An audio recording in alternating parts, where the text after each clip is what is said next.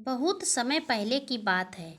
एक बेहद प्रभावशाली महंत रहते थे। उनके पास शिक्षा लेने हेतु दूर दूर से शिष्य आते थे। एक दिन एक शिष्य ने महंत से सवाल किया, स्वामी जी, आपके गुरु कौन हैं?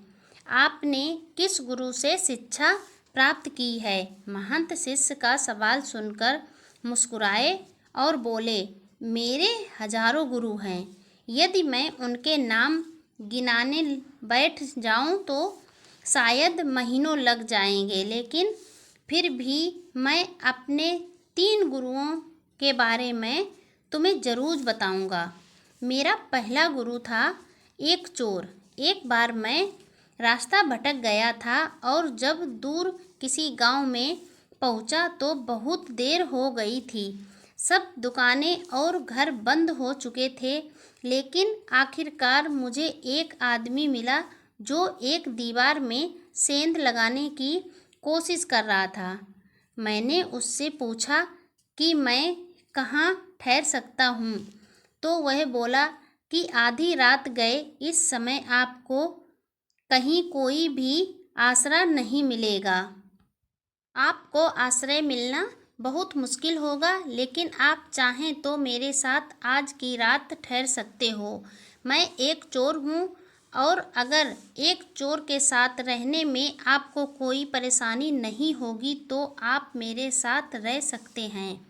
वह इतना प्यारा आदमी था कि मैं उसके साथ एक रात की जगह 1 महीने तक रहा। वह हर रात मुझे कहता कि मैं अपने काम पर जाता हूँ, आप आराम करो, प्रार्थना करो। जब वह काम से आता तो मैं उससे पूछता कि कुछ मिला तुम्हें, तो वह कहता कि आज तो कुछ नहीं मिला, पर अगर भगवान ने चाहा तो जल्द ही कुछ जरूर मिलेगा। वह कभी निराश और उदास नहीं होता था और हमेशा मस्त रहता था। कुछ दिन बाद मैं उसको धन्यवाद करके वापस अपने आश्रम आ गया। जब मुझे ध्यान करते हुए सालों साल बीत गए थे और कुछ भी नहीं हो रहा था, तो कई बार ऐसे क्षण आते थे कि मैं बिल्कुल हताश और निराश होकर साधना छोड़ लेने की ठान लेता था। और तब अचानक मुझे उस चोर की याद आती जो रोज कहता था कि भगवान ने चाहा तो जल्द ही कुछ जरूर मिलेगा। और यह सोचकर मैं हर रोज साधना पर बैठता और मन में सोचता कि एक दिन हमें शांति की प्राप्ति अवश्य होगी। इस तरह मैं हमेशा अपना ध्यान लगाता और साधना में लीन रहता। मेरा दूसरा गुरु एक कुत्ता था। एक बहुत गर्मी वाले दिन में कहीं जा रहा था और मैं बहुत प्यासा था और पानी के तलाश में घूम रहा था कि सामने दौड़ता हुआ एक कुत्ता आया।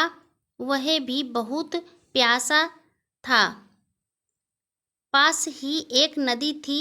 उस कुत्ते ने आगे जाकर नदी में झांका तो उसे एक और कुत्ता पानी में नजर आया जो कि उसकी परछाई थी, यानी उस ही कुत्ते की अपनी परछाई थी। कुत्ता उसे देखकर बहुत डर गया।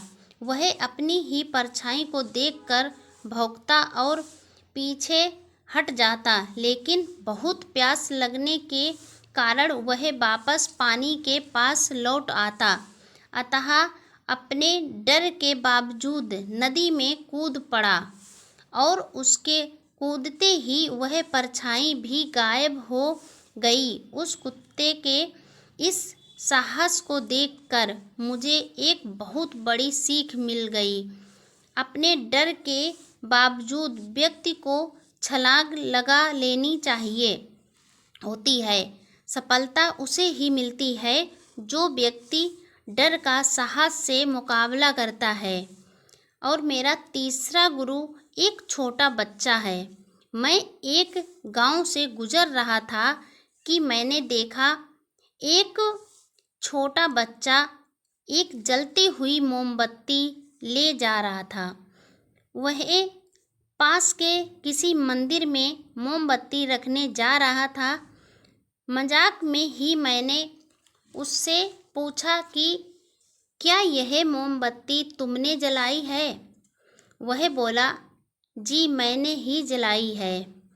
तो मैंने उससे कहा कि एक क्षण था जब यह मोमबत्ती बुझी हुई थी और फिर एक क्षण आया जब यह मोमबत्ती जल गई। क्या तुम मुझे वह स्रोत दिखा सकते हो जहाँ से वह ज्योति आई? वह बच्चा हंसा और मोमबत्ती को फूंक मारकर बुझाते हुए बोला, अब आपने ज्योति को जाते हुए देखा है, कहाँ गई वह? आप ही मुझे बताइए। मेरा अहंकार चकनाचूर हो गया, मेरा ज्ञान जाता रहा और उस क्षण मुझे अपनी ही मूर्खता का एहसास हुआ। तब से मैंने कोरे ज्ञान से हाथ धो लिए। शिष्य होने का अर्थ क्या है? शिष्य होने का अर्थ क्या है?